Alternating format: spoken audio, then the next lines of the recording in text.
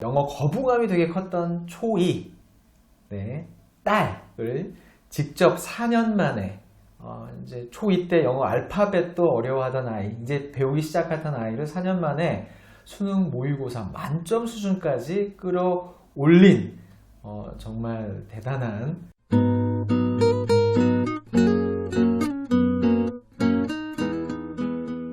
안녕하세요. 실천적인 교육 전문 채널 교집합 스튜디오의 권태형 소장입니다. 오늘 되게 반가운 그리고 특별한 영어 교육 전문가 한 분을 모셨습니다. 우선 인사를 좀 드리기에 앞서서 영어 거부감이 되게 컸던 초2 딸을 직접 4년 만에 이제 초2 때 영어 알파벳도 어려워하던 아이, 이제 배우기 시작했던 아이를 4년 만에 수능 모의고사 만점 수준까지 끌어올린 정말 대단한, 이게 말처럼 쉬운 일이 아니거든요. 그런 영어 교육 전문가이시자 영어 공부 잘하는 아이는 이렇게 공부합니다 라는 신간입니다.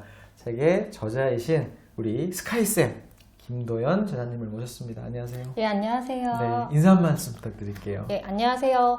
영어과외 업대 연구원 영어 강사로서 12년, 행복의 영어 코치로서 6년, 총 18년 경력의 학습 코치 스카이쌤 김도연입니다. 반갑습니다. 네, 정말 책을 제가 이렇게 보면서는 되게 성의 있는 책이다. 쓰시면서 되게 시간도 오래 걸렸을 것 같아요. 맞아요. 그래서 제가 이제 오늘 보면서 궁금했던 점을 좀 네. 여쭤보고 싶은데, 사실 이 책에는 이제 행복이라고 표현이 돼 있죠. 네. 우리 작가님의 따님 네.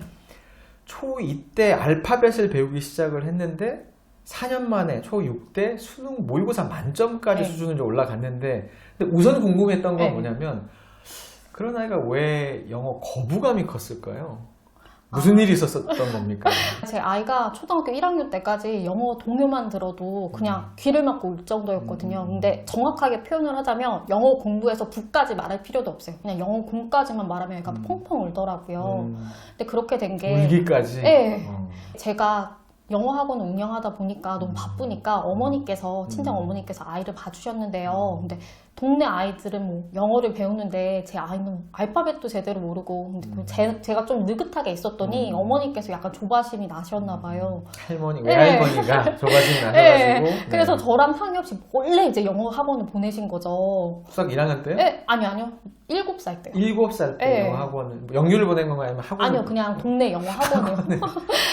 네, 근데 제 아이가 영어가 뭔지 좀 알았더라면 괜찮았을 텐데 영어가 뭔지 전혀 모르는 상태에서 그냥 영어 학원을 그냥 할머니 손에 끌려서 간 거죠. 무방비로 그냥 네. 던져진 거네요. 그랬더니 애가 좀 약간 심적인 부담감이 그때 처음에 왔고요. 그리고 나서 아이가 영어 학원을 다니면서 영어 거부감이 생겨서요. 그래서 제가 영어 거부감을 고치려고 좀 알아보니까 영어 준비 운동이라는 게 필요하더라고요. 근데 제 아이는 그냥 준비 운동이 전혀 없는 상태에서 그냥 영어 학원에 그냥 끌려다가 이렇게 탁 자리에 앉혀진 거죠. 그러면서 얼마나 싫었을까요?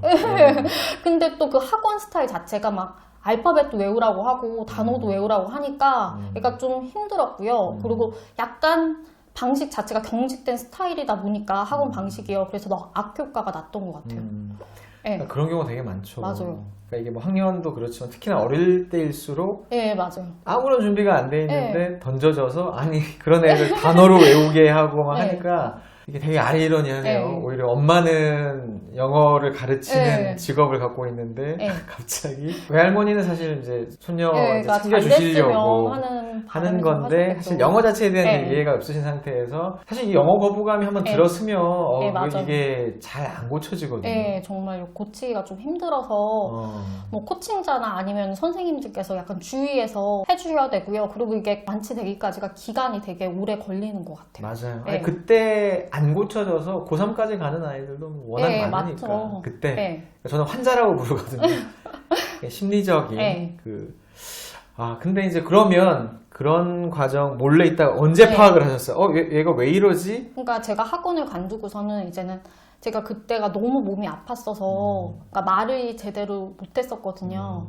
그래도 딸을 제대로 봐야 되니까 어떤 상태인지 보니까 애가 좀 언어적인 발달이 우선 느리더라고요. 근데 그런 느린 애를 영어학원에 보냈으니 더 그랬겠네요. 예, 그러니까 애는 모국어 독서를 우선으로 해서 언어적인 감각을 키워야 되는데 어머니께서는 오히려 영어학원을 보내신 거죠. 지금 한국어 능력 발달이 되게 시급했던 애인데, 그렇죠. 예, 순서가 완전 뒤바뀌어서. 예, 그래서 영어를 해서 애가 되게 힘들어했구나라는 짐작이 있었는데요. 그래서 제가 애한테 되게 살며시 우리 이렇게 영어 책 보면서 이것 좀 엄마랑 해볼까라고 했는데 애가 싫어하더라고요. 그쵸, 그래서 싫죠. 이제 거부감이 됐구나라고 생각을 해서 아예 영어를 그냥 가르치지 않고요. 한동안은 그냥 아이가 영어를 공부를 할 수 있는 상태를 만들기 위해서 몇 달 동안 되게 준비를 했던 것 같아요. 그러니까 예. 그게 정말 중요한 포인트. 예. 그러니까 거부감이 있는 아이라고 말할 것도 없지만 예. 사실 없는 아이들조차도 네, 맞아요. 그 시기가 충분히 있어야 되는 예. 거죠. 근데 그런 게 없는 상태에서 제가 예. 저희 교집합에서도 영어 유치원 정말 좀 학습 중심으로 막 준비가 안 돼 있는 예. 아이들이 가면, 그러니까 우리는 일부 성공한 케이스들만 예, 보면서 맞아. 저렇게 우리 애도 될 수 예. 있겠네라는 희망을 갖지만 현실은 그렇지 않다. 근데 뭐 영어를 가르치는 직업이신데 정말 내 새끼가 그런 예. 모습을 보시면서는 되게 정말 다양한 생각이 좀 드셨을 예. 것 같아요. 그러면 이제 초2 때부터 예. 우리 작가님이 이제 알파벳부터 네. 다시 이제 가르치기를 시작을 하신 네, 거네요. 맞아요. 자, 이제 여기서 이제 되게 궁금한 점은 네. 이런 아이가 초2 때 영어를 이제 어떻게 보면은 새로 시작한 것도 아니죠. 그러니까 네. 0에서 시작한 게 아니라 마이너스에서 네, 시작한 맞아요. 거네요, 오히려. 예. 근데 초등학교 6학년, 4년 동안에 네. 무슨 일이 있었길래 네. 4년 지나서 네. 초6이 됐는데 수능 모의고사 만점 수준까지 나왔다. 네. 자, 근데 이거를 우리 작가님은 책에서 압축 영어 네. 공부법이다라고 말씀하셨거든요. 간단히만 그게 무슨 개념인지 한번 소개를 해주신다면 뭘까요? 우선 학습에 대한 정의를 생각해 볼게요. 학은 배우는 거고 습은 익히는 거죠. 그렇죠. 결국 학습이 제대로 되려면 배운 것을 익혀야지 완벽하게 되는데요. 근데 시중에서 보면 뭐 학원이나 인강 등은 학을 담당하고요. 요즘 뭐 인강이나 학원 다 좋아서 뭐 어디를 가나 뭐 수준이 맞아요. 높고 네. 그 다음에 다 잘 하시는 것 같아요. 근데 차이는 뭐냐면요. 습이에요, 습. 그렇죠. 익히는 예, 거. 예, 근데 익히는 걸 좀 등한시 하시는 부모님도 계시죠. 그래서 제 압축영어 공부법은 배운 것을 자기 것으로 만드는 게 집중하는 게 압축영어 공부법이에요. 그러니까 이제 예, 수업을 듣는 것만이 아니라 예. 익히는 거를 중점으로 둬서 예, 학습 계획을 세우셨다. 예, 맞아요. 4년간을. 예, 사실 정말 뭐 너무나도 합당한, 당연한, 네. 훌륭한 이야기인 네. 게, 저도 사실 그런 얘기 많이 하거든요. 예, 아니 수업만 들어요. 예, 근데 이거를 아이도 그렇고 우리 어머님들도 우리 아이는 공부를 하고 네. 있다고 착각들을 하고 있는 맞아요. 거거든요. 그러니까 특히 학원 뺑뺑이를 돌면 맞아요. 도대체 이걸 내 걸로 언제 만들 수 있을까? 라는 얘기를 지금 되게 많이 말씀을 네. 드리는데, 그래서 저희 교집합 스튜디오에서도 가장 많은 분들이 시청을 하셨던 영상을 보면 네. 제가 자습시간을 늘려라. 맞아요. 근데 오히려 그 개념을 이해를 못 하시는 분들도 많이 계셨어요. 아니, 그거 자습 시간을 저렇게 많이 해놓으면 공부는 언제 하나요? 라고 오히려 네, 반대로 맞아요. 물어보시는 거예요. 어머님들은 배워야지 그게 공부라고 네, 생각하고 그쵸. 학원 갔다면 공부 끝이라고 생각하시는 부모님도 그렇죠. 계시죠. 일단 그거부터가 사실은. 네. 근데 이미 뭐 그런 지금 과정을 통해서 아이가 네. 성장을 해놨으니까. 그래서 어쨌든 압축은 배우는 것뿐만 아니라 익히는 네. 부분에 초점을 뒀다. 자, 그리고 사실은 수능 영어 모의고사, 그러니까 수능 영어 수준이 만점 수준까지 도달되기 위해서는 사실 단순히 영어 실력만 갖고 되지는 네, 않잖아요. 맞죠. 요즘 네. 한참 말이 많이 나오는 문해력. 네. 책에도 앞에 문해력 영어 네. 학습법이라고 딱 네. 쓰여져 있는데, 이건 사실 국어 문해력이랑도 뭐 당연히 네. 연결이 되는 건데, 네. 그러니까 영어는 그렇다고 치고, 근데 문해력을 같이 키워주셨다는 네. 말, 결과적으로는 그게 네. 어떻게 하신 거예요? 4년간을? 네, 그러니까 첫 번째는 공부 시간표랑 뭐 시간표를 짜서 아이를 공부시킨 게 가장 컸고요. 그러니까 가정 내에서의 첫 일과를 독서로 하는 시간표를 책은 짰기 역시나, 때문에 네. 그러니까 아이가 아무리 바쁘더라도 단 10분만이라도 책을 읽고 공부를 하게 되니까요. 가장 중요한 게 독서라고 생각을 하게 되고요. 맞죠. 네. 예. 그러다 보니까 아이가 몸으로 느꼈나 봐요. 그래서 초등학교 1학년 때부터 중학교 1학년인 지금까지 쭉 가정 내에서 첫 일과는 독서를 하고 뭐 다른 숙제를 하거나 공부를 하거나 그렇게 되더라고요. 예. 그리고 또 다른 점은 그러니까 영어 수준에 맞게 한국어 독서 수준도 맞추어서 커리큘럼을 짠 거예요. 그러니까 어머님들은 영어만 생각하시는데 영어만 생각하시면 안 되고요. 그쵸. 모국어 독서 수준도 당연하죠. 맞춰야 되겠죠. 맞아요. 네. 그래야지 뭐 영어를 이해하고 영어를 뭐 추론하고 이런 능력 자체가 문해력에서 나오기 때문에 그런 거고요. 그 다음에 또 제가 또 신경을 썼던 게 영어 수준도 단계별로 높였지만 모국어 수준, 그러니까 모국어 독서 수준을 높이기 위해서 단계별로 진행했거든요. 그래서 뭐 초등학교 4학년 때는 소설책을 읽기에 해서 두께감을 늘렸어요. 그러니까 어머님들이 책의 단계만 높이고, 그러니까 두께감도 이렇게 높일 시기가 필요하더라고요. 맞아요. 그렇게 되고, 뭐 아이가 초등학교 6학년 때는 코스모스를 읽을 정도로, 그러니까 성인용 과학 지식을 뭐 지식 도서는 한 6학년 때부터 계속 읽었던 것 같아요. 그렇게 뭐 모국어 능력, 문해력을 그러니까 상승시키다 보니까요. 뭐 애가 뭐 책에 대한 두께감에 대한 거부감도 없고 문해력 수준도 높아졌다 보니까 아이가 영어 원서 같은 것도 거부감 없이 잘 읽게 된 것 같아요. 네. 그러니까 정말 중요한 포인트인 게 사실 제가 네. 이제 고3 아이들 지도를 하면서 많이 보는 사례가 단순한 영어 기계적 해석들은 되지만 네. 무슨 말인지를 네, 맞아요. 모르는 애들이 너무 많아요. 네, 그래서 내용이 좀 어려워지고. 네. 그래서 저희가 한국어 선생님이 될 때가 그렇죠. 있잖아요. 영어를 네. 가르치면 그렇잖아요. 결과적으로 내용이 네. 어려우면 처음에는 뭐가 문제지 해서 한글 해석본을 줘도 이해를 못하는 네, 거니까. 맞아요. 그러니까 제가 지금 초6 아이가 지금 아이가 네. 중학교 1학년이 됐네요. 네. 초6이 됐을 때 그 정도 수준에 네. 도달했다라고 저는 딱 처음 든 생각은 네.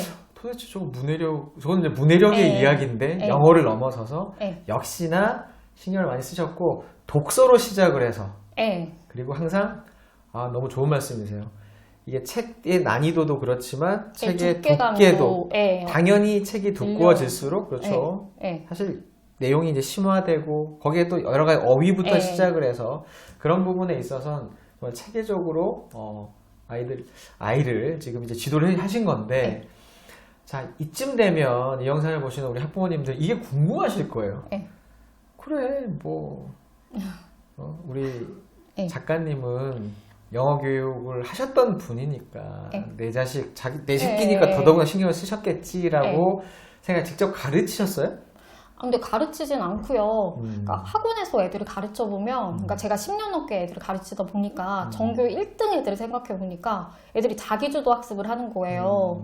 그러니까 학원에 다녀도 모르는 것이 이제는 해결이 되고, 그다음에 공부를 어떻게 하는지 요령을 터득하고 나면은 이제는 학원을 다니지 않는 거죠. 결국 학원에는 전교 1등이 되고 싶은 아이들이랑 뭐 그런 상위권 아이들이랑 다른 아이들이 학원에 가는 제일 거거든요. 많이 앉아있는 애들이 3등급이죠. 2등급, 3등급, 4등급입니다. 1등급도 물론 뭐 일부는 있을 수 있습니다만 오히려 뒤로 가도 안 보이죠. 항상 그건데.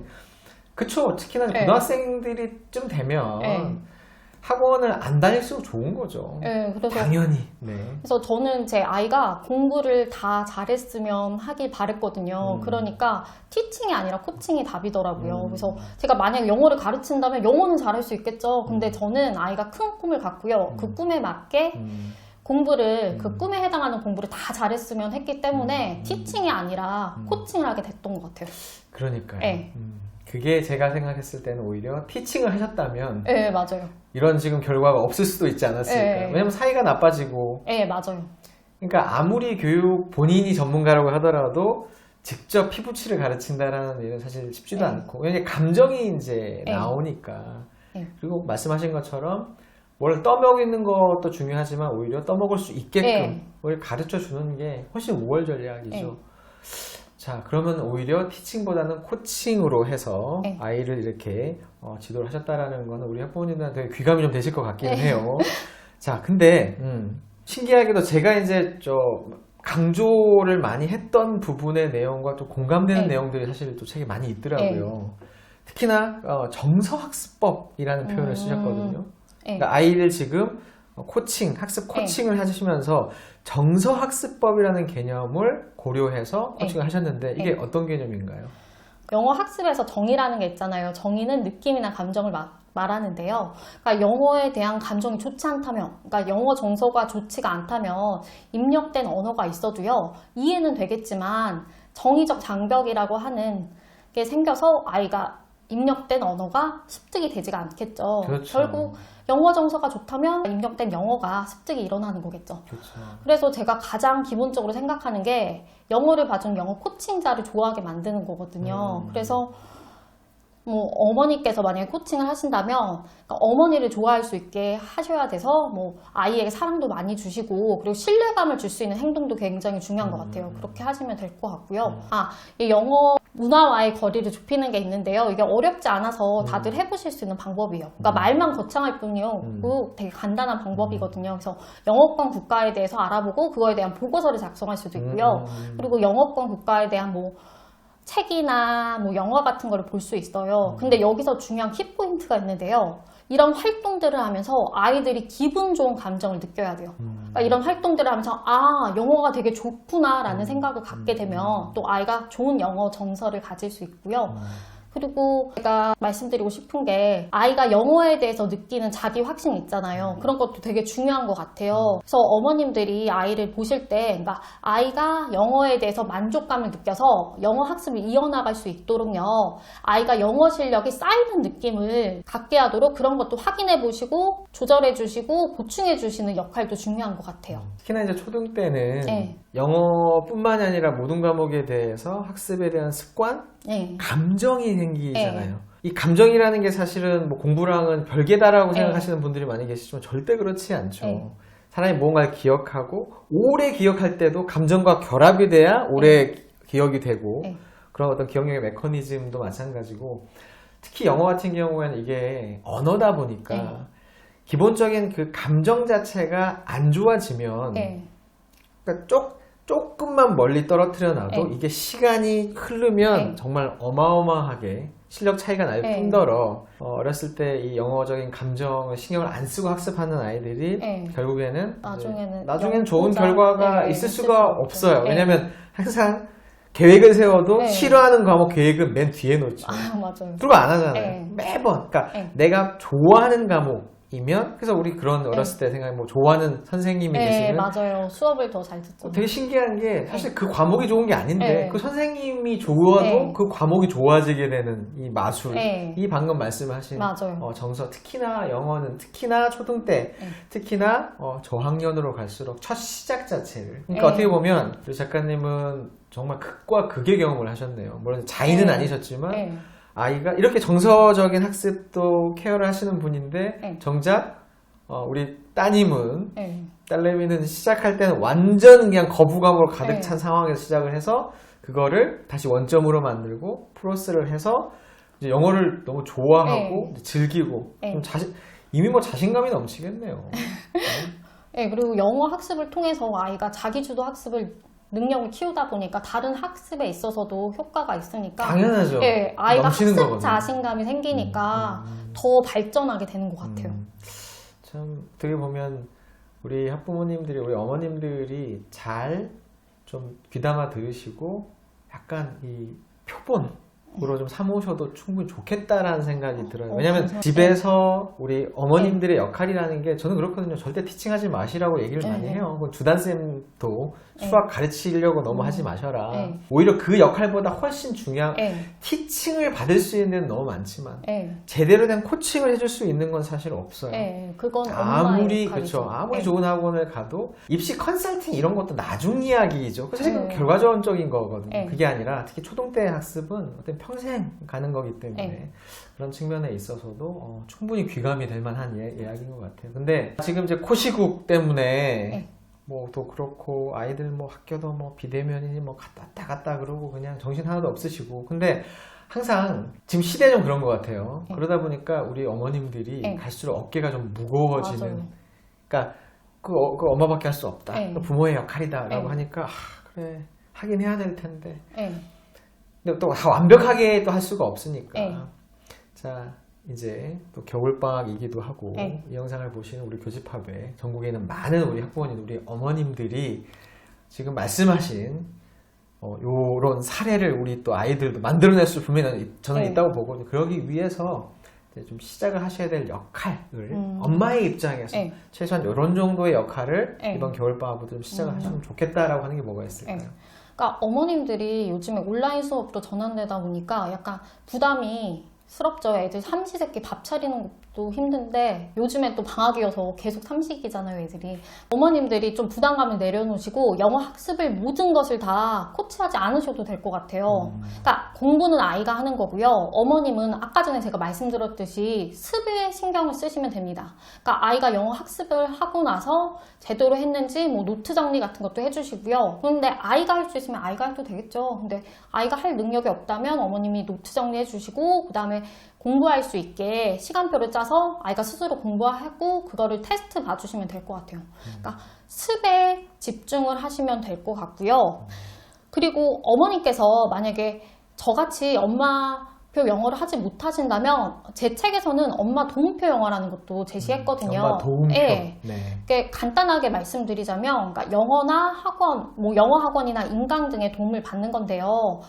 어머님이 아무리 뭐 학원을 아이를 보내시고 인강을 뭐 듣게 한다고 해도 엄마와 아이의 역할은 있는 것 같아요. 어머니께서는 아이가 자기주도 학습으로 영어뿐만 아니라 다른 과목도 공부할 수 있게요. 시간표를 짜주시고 아이가 할 수 있도록 격려해 주시고요.